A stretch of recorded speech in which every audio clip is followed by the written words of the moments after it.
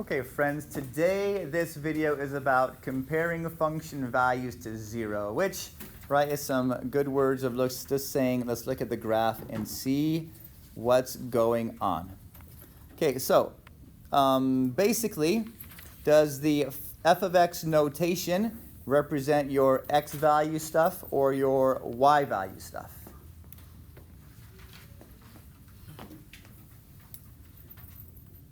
And hopefully, you with your eyeballs, you see this letter.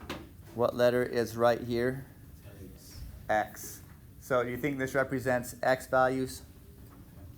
No, no, no. F of x represents y values. So anytime we're talking about f of x, we're talking about the y values from some function for this particular x value. So they're going to usually give you this x value and say, okay, what is the y value from this function when x is whatever that number happens to be. So f of x is always talking about a y value.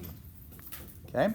So if f of x equals 0 for a given point on the graph, where is that point located? If f of x equals 0, where would we find such a point? So in other words, on your graph, where is y 0? So these are always located on the x-axis. The x-axis is an equation of y equals 0. Every point along your x-axis has a y value of 0.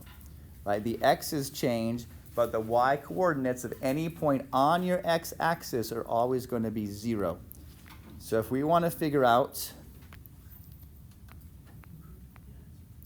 where f of x equals 0 or where y equals 0, that's going to happen on your x-axis. Okay, so what happens if y is bigger than 0? Where do we find the points where y is bigger than 0 on the graph? Above the x-axis. So all the points where y is positive are going to be found above your x-axis. Okay, so this is saying where is y greater than 0? Where is y a positive value? Positive. So that means the next one is asking you where is y negative. So from your graph, where would we find negative y values? Below the x-axis. So anything above the x-axis has a positive y value. Anything below the x-axis has a negative y value. And anything on the x-axis has a y value of 0. Okay, so we're going to be looking for intervals of above, below, or 0. Okay, so it says to use a marker or a highlighter or colored pencil, but you can just shade if you want to. So where on our graph is f of x equal to 0? What are those things looking like? Right? Where does our graph cross the x-axis? At x equals negative 3 and 0 and 6. Right? So we're identifying all the places where your graph crosses the x-axis. So that happens at negative 3, that happens at 0, and that happens at 6. So you can write it like that with 3 separate x values, or you can separate them with commas like this. Okay, you don't have to write it from left to right. Those points can go in any order that you want them to. But traditionally, we talk about things from left to right, which is okay to do to get into the habit of that. Okay, so those 3 points, right, those exact places are the places where the y values are 0, right? Only those places on your graph. So identify the x values where f of x is greater than 0. So remember, we're looking for all the places where the graph is above your x-axis. So let's see. That happens here, right? This part is above the x-axis. That happens here. What about at 0? Is it above the x-axis at 0? Can I shade all the way down to the bottom? Nope. So I'm going to skip 0 and then come back up. Yep, all good still, all above the x-axis. and then come all the way back down here. What about at 6? Can I shade at 6? No, because what is the y value exactly at 6? It's 0, right? So I'm going to write this using interval notation. Okay, interval notation. So I'm going to use parentheses around my intervals always, because we're never going to have or equal to at and intercept. So we're going to use intervals, which are going to be parentheses and brackets. So our left point is starting at -3, right? And no, it's not equal to at -3, so we use a parenthesis. And then -2, yes. -1, yes. 0, no. At 0, it is not above the x-axis anymore, right? It is on the x-axis. So we have to skip over 0, right? And then we pick back up again on the right of 0, right? So we use that point twice. Okay, it goes all the way until we get to 0, and then we're good for 1, 2, 3, 4, 5, and we end at 6 with another parenthesis. Okay, so we're using parentheses to represent our intervals, in this case of where our graph is above the x-axis. Parentheses as intervals. Okay, and then the last one says, where is the graph below your axis? So it's below all through here, and it's below there. And even though we have closed circles on our graph, we're still going to represent that with a parenthesis. Okay, so from -5 to -3, those are the x values where your graph is below your x-axis. And then the other place where your graph is below the x-axis is from 6 to 7. Okay, so we're going to represent these intervals of above, below with parentheses, and we're going to write equals if your graph is exactly on your x-axis. So the next part says, why should we use parentheses? Okay, and you can give a reason. We always use parentheses as open intervals for, right, for doing intervals. Because at those values of the left and the right, they are not above or below, they are exactly on your graph.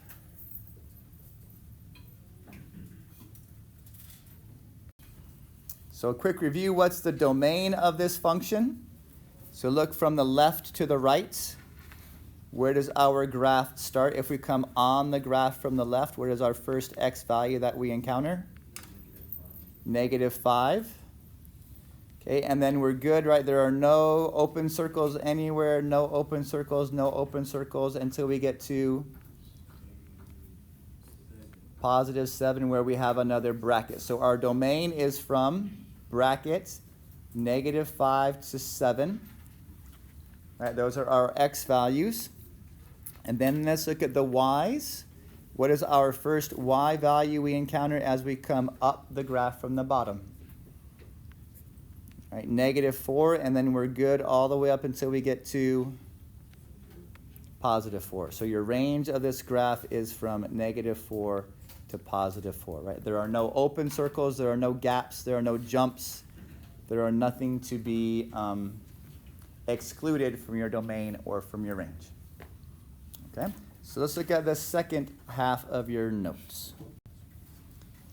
So here we are defining our f, right? So these is your f graph.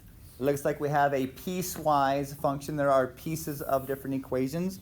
We have a piece of a constant, we have a piece of a quadratic, and we have a piece of a linear, right? Those three pieces make up the graph of f.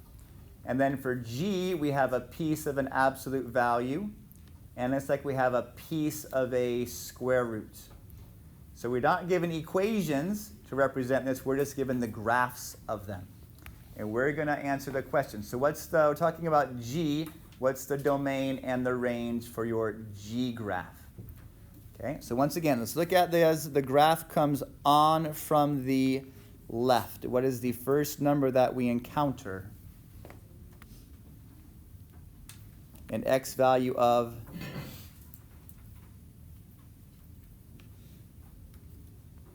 -6. Okay, and since as you go across, you have every x value represented, we have a domain of -6 to positive infinity, since our graph here has an arrow going off to the right. Okay, and the range, our range of our function is what we look at from the bottom to the top. And since, once again, there's an arrow, that means our graph came up from negative infinity. Okay, we have an arrow going to the bottom, and then as we go up our graph, we're good at all these values of y.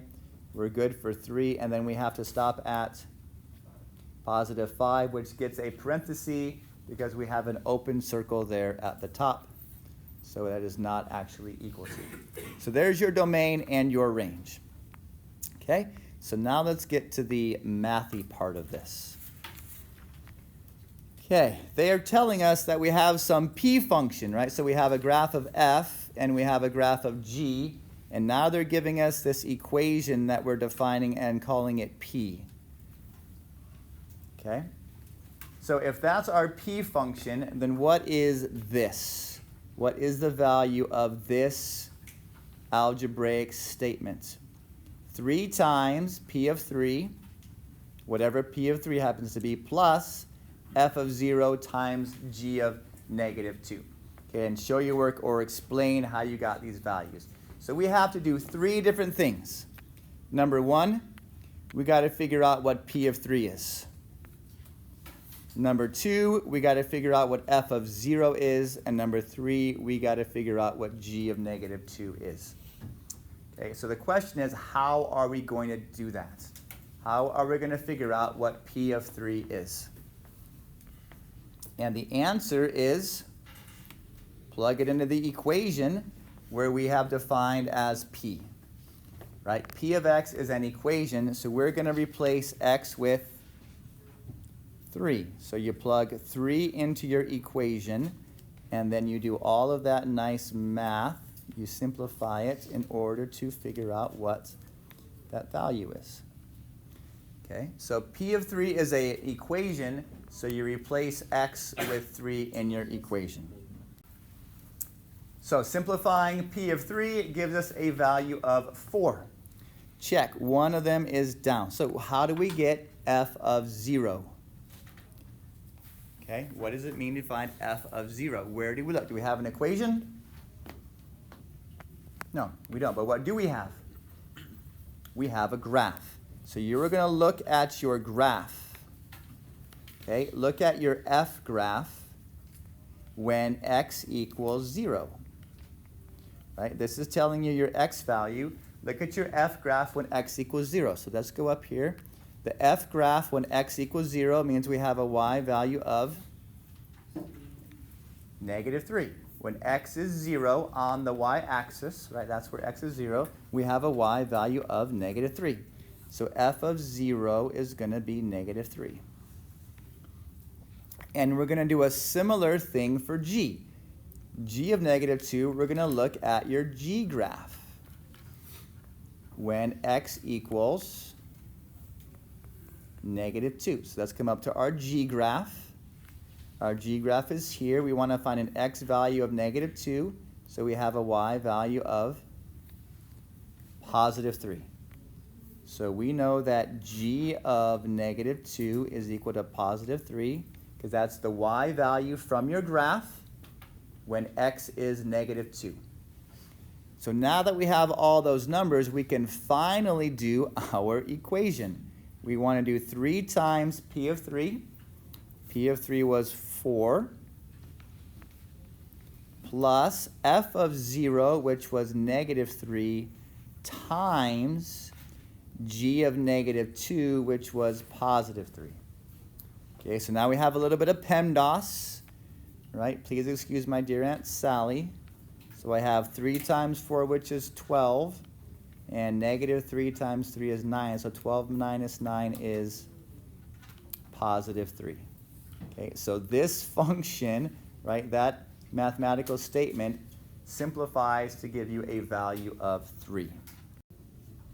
Okay, moving on, if f of x is greater than or equal to 0, right, so we're looking at positive values of x, or where x crosses your x-axis, right? Where the graph crosses your x-axis. We have greater than and we have or equal to, so we're looking at both places. What must be true about the graph? Okay, so here we're going to use our best English 3 writing skills, and we're going to use the prompt. And your prompt is this: if f of x is greater than or equal to 0, then what do we know about the graph? Okay, 2 things. What do we know if the graph is greater than or 0? Where on our picture will we find our graph? What is the word that we're going to use?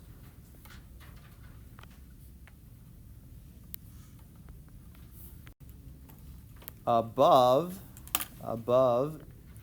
what? Above the x-axis. Okay, that's if it is greater than. Okay, if it's greater than 0, then the graph is above the x-axis. Or, what happens if it's equal to? What word are we going to use to describe where the graph is if f of x is equal to 0? On. So we have 2 words. One new word to describe if it's a positive, and that word to describe if it's positive is above. And the other word to describe if it's equal to is on. So we are looking for every place where the graph is either above the x-axis or on the x-axis. So let's go to our graph and see. Where is it either on or above? Okay, on or above? Yep, check, check, check, on or above. Ooh, that's going to be a tricky point, that open circle, huh? On or above, yes, even all the way down to -1. And then again over here, on or above. So because it's on or above, we're going to use a bracket at both of these places, because it is actually on the graph at +3 and it is on the graph at -1. Okay, so we're going to use brackets to describe those 2 intervals.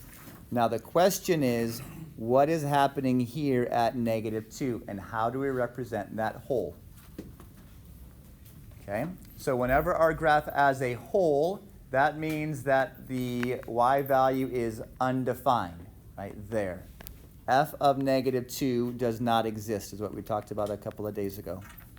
F of -2 does not exist. So if it does not exist, is it on or above? If it doesn't exist. Right? Question is no, it's not on or above if it does not exist. So we're going to use a parenthesis on the left side of that circle, and we're going to use a parenthesis on the right side of that circle. Okay, so our interval is going to have 3 different places where this is happening. Okay, it's going to go from -6 to -2, from -2 to -1, and then from 3 on up to infinity. Okay, so we start from bracket -6 to -2 parenthesis, right? -2 is where that hole is, where our graph is undefined. So then we pick it up again at -2, right? We jump over the hole, so you have a -2 on both sides with parentheses that represents your jump. And then you go to -1 where it actually touches the x-axis. Okay, and then we do a big jump to where it's on the x-axis again, which starts at 3. And then it goes off to infinity like that. Okay, so these are your 3 places where the graph is either above the x-axis or on the x-axis. Okay, and our last one, sketch a possible graph. So the key word here is possible. Possible graph that satisfies each of the conditions. So we have to have the conditions, but the graph might not be what you think it is. Okay, so here we have the first one is that h of -5 is undefined. Right? So that means that somewhere where x is -5, we're going to have a hole. But do we know where just yet? No, we don't know where, but we know that when x is negative 5, we're going to have a hole. So let's put that dashed line on there to represent this spot at negative 5. Okay? Now these other 5 places, these are just dots on your circle, right? So these are going to be points that you're going to plot on the circle, x comma y's for all 5 of these places. Okay? So we'll do that and come right back. So now we're told that the range of f is from negative 3 to 5. So that means that we have from negative 3 as the lowest possible, right? Oh, it's got parentheses there. Never mind. So sorry, that was not good of me. We need to put parentheses here. Parenthesis at negative 3. And then it goes all the way up to positive 5, right? So these are all of your possible values for y. And then the x's go from negative 5 to positive 4. So once again, we have a parenthesis at negative 5, and everything is good until we get to positive 4. Okay? So this is going to tell us what is happening. Where is the y value when x is negative 5? Okay, if our range goes from negative 3 to 5, do we have any y values at negative 3 yet? No. And do we have any y values when x is negative 5? Right? So we have all of these ones. These are all good. So this negative 5 needs to have a y value at negative 3. Right? In order for our range to be true, that means we have to have a y value down here when x is negative 5. So we're going to put an open circle down here at negative 5, negative 3. Okay. Also, we know this because our graph is increasing. Right? It's increasing. So the y values are getting bigger from negative 5 to 2, which means we cannot have a y value up here somewhere because it has to be going up. So how you connect these lines is the possible part. Right? You can connect these dots with straight lines. Okay, if you want to connect them with straight lines, that is a fine, fantabulous option. Right? If you want to make everything look like line segments, that is fine. That's a good graph. Okay, or if you want to be more artsy about it, you can make a polynomial where your lines are smooth and curvy, right, if you want. Both of those are correct. Okay, so we're plotting our points. We're using our information in order to have a possible graph based upon the stuff that you are given. Okay, so hopefully this helps you with your homework on assignment number 4.